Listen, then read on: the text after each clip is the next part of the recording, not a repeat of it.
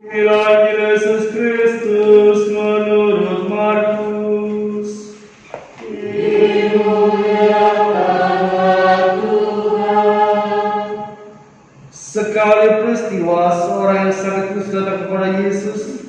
Saat duduk di hadapan Yesus, ia pun mohon bantuannya, katanya, "Kalau engkau mau, engkau dapat mentahirkan aku." Maka tergeraklah habis oleh belas kasihan. Lalu ia pun mengulurkan tangannya, menjamah orang itu dan berkata kepadanya, "Aku mau, jadilah engkau tahir."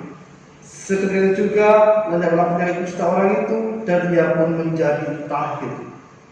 Segera Yesus menyuruh orang itu pun pergi dengan perkataan keras, katanya, "Ingatlah, janganlah engkau memberitakan hal ini kepada siapapun, tapi pergilah berkata dirimu kepada imam dan persembahkanlah untuk pentahiranmu persembahan yang diperintahkan oleh Musa sebagai bukti bagi mereka." Tetapi orang itu pun pergi memberitakan peristiwa itu dan menyebarkannya kemana-mana, sehingga Yesus pun tidak dapat terus terang masuk ke dalam kota. Yesus tinggal di luar kota di tempat-tempat yang sepi, dan orang terus juga datang kepadanya dari segala penjuru. Berbahagialah kita yang mendengarkan sabda Tuhan dan tekun melaksanakannya. Sabdamu adalah jalan hidup kami. Ibu-bapak, saudara-saudara terkasih, hari ini kita merayakan Ekaristi Kudus. Sebelum kita merayakan masa Prapaskah dan apa yang akan datang, kita merayakan Sabtu Abu. Hari ini kita melihat bagaimana karya Allah terjadi dengan adanya mujizat penyembuhan si kusta. Kalau kita melihat bahwa dalam hari ini seorang yang sakit kusta itu datang kepada Yesus, tentu tidak tahu bahwa orang kusta itu bagaimana. Pada pertama hari ini pun mengisahkan gambaran orang kusta itu. Orang kusta itu adalah orang yang dikatakan punya penyakit kulit, badannya bengkak, bintil-bintil, panuan, kabdas, kurap, mana kira-kira. Sejak itu lalu dia itu juga tidak hanya itu, bahwa orang-orang zaman perjanjian lama mengatakan orang kusta itu adalah orang-orang yang berdosa, yang mereka dihukum oleh Allah, yang dikutuk oleh Tuhan. Karena mereka mengalami penderitaan itu, mereka disebut orang yang berdosa.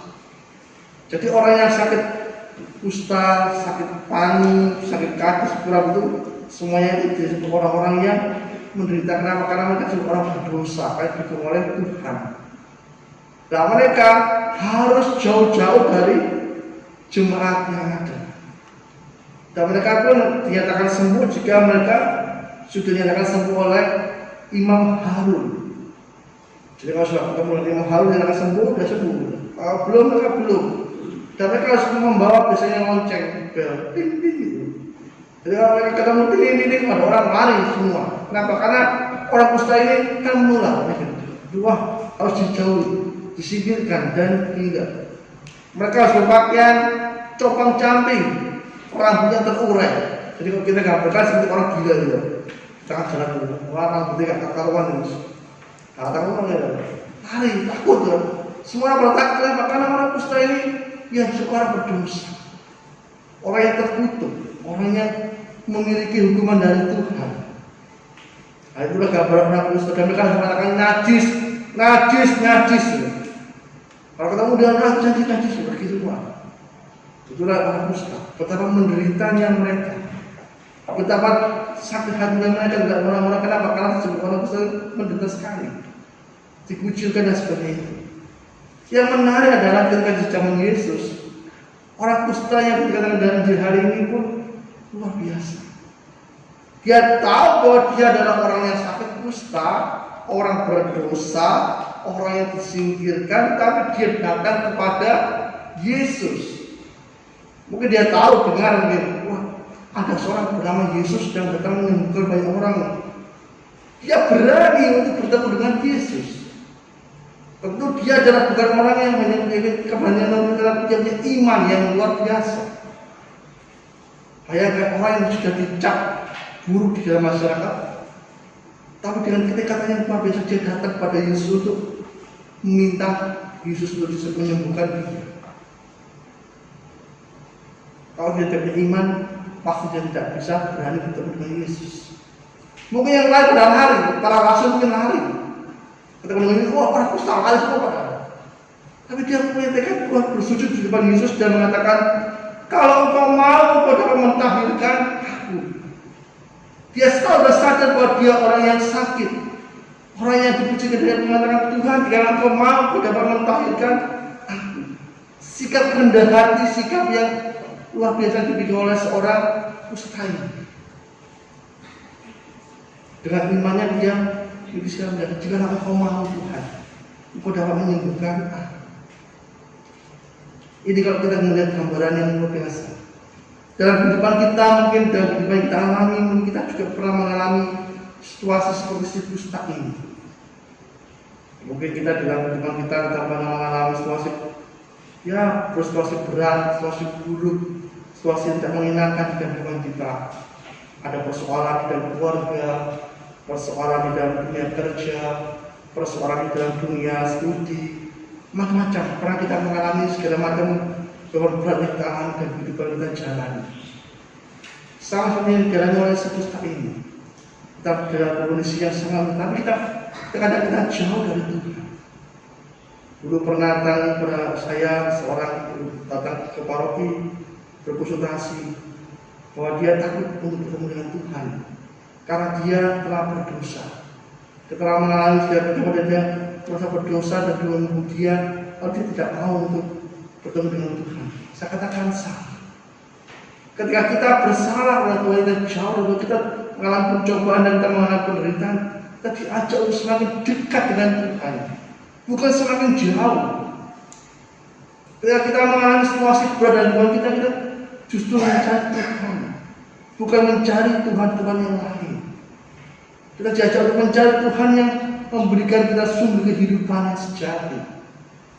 Lalu pertanyaannya, gimana Tuhan itu? Tuhan tidak perlu kita cari mana-mana. Tuhan ada di dalam setiap kehidupan hati manusia. Sekarang kita berdoa, Tuhan hadir. Sekarang kita merayakan Eucharistik Kudus, Tuhan hadir di situ. Jadi kita tidak perlu mencari Tuhan di mana-mana. Sekarang kita mencari Tuhan, tidak ketemu Tuhan biasa, tidak temukan Tuhan ngomong. Saya sudah cari di mana-mana. Tidak, Tuhan hanya ada di dalam diri kita. Dalam doa-doa kita, di dalam Eucharistik Kudus yang kita rayakan setiap minggu itu, Tuhan hadir di situ. Maka kita ketika mengalami situasi berat dan Tuhan kita mencoba dekat kepada Tuhan, sang sumber kekuatan sejati yang memberikan kita selamat dekat. Maka seringkali saya katakan bahwa kepada umat, bahwa ketika kita mengalami penderitaan, datanglah untuk berdoa kepada Tuhan. Kalau dulu saya di paroki gereja lain itu ada ruang adorasi, jadi ruang adorasi ruang sampai Kudus.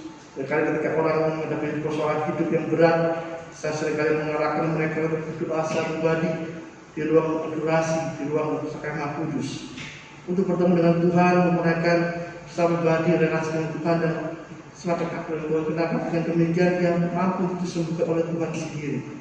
Ketika mengalami beban berat, dia Tuhan membantu dia. Dan kalau kita mungkin tidak punya ruang adorasi, yang mungkin kita percaya pada melalui Eucharistik Kudus yang kita rayakan setiap minggunya. Maka setiap minggu kita diundang untuk Eucharistik. Tujuannya apa? Tujuannya untuk mempersembahkan bagian hidup kita ketika mengalami situasi berat, kita persembahkan kepada Tuhan. Di dalam persembahan Eucharistik yang kita rayakan. Eucharistik Kudus yang lain setiap minggunya bukan hanya sekedar ibadah kewajiban sebagai orang Katolik. Kita katakan sebagai orang Katolik sudah melalui aturan gereja atau rayakanlah hari Minggu sebagai hari Tuhan. Bukan hanya itu. Tapi bagaimana kita merayakan Eucharistik sebagai bahkan kita mempersembahkan keluh kesah kita. Kita membawa segala beban hidup kita. Kita membawa segala hal yang kita persembahkan Tuhan di dalam persembahan yang kita persembahkan dalam Eucharistik Kudus.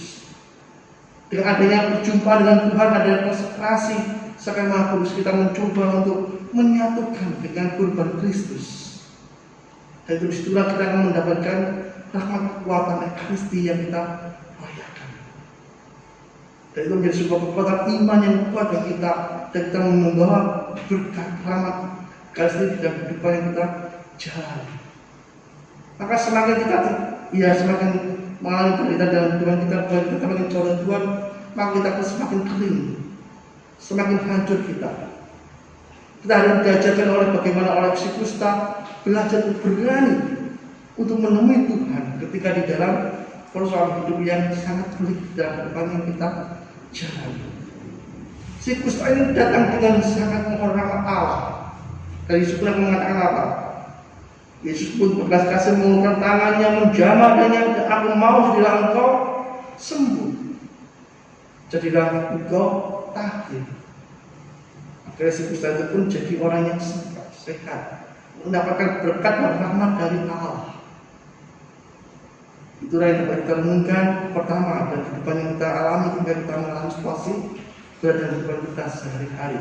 Hal kedua yang dapat kita renungkan adalah bagaimana Yesus pun juga memberikan sebuah hal menarik tentang kepada si kusta ini. Ketika si kusta itu sudah sembuh, sudah sehat, Yesus pun menyuruh dia mengatakan apa?